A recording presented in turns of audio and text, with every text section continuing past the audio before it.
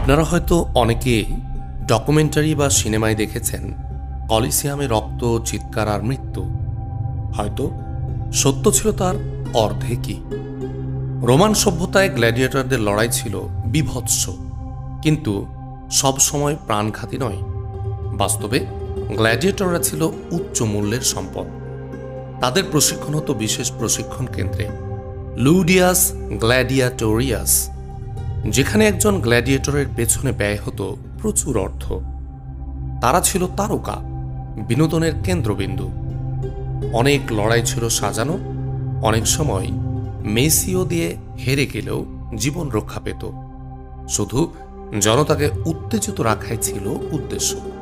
আর সত্যিই যদি মৃত্যু ঘটত, তবে সেটা ছিল সমাজের চোখে বীরত্বপূর্ণ আত্মদান। গ্ল্যাডিয়েটররাই একমাত্র শ্রেণী যাদের মৃত্যুতে সাধারণ রোমানরা শোক করত। এটা ছিল রোমান থিয়েটারের এক নির্মম মুখ। পরের শর্টটিতে জানুন স্যালারি শব্দের পেছনে রোমানদের লবণের গল্প।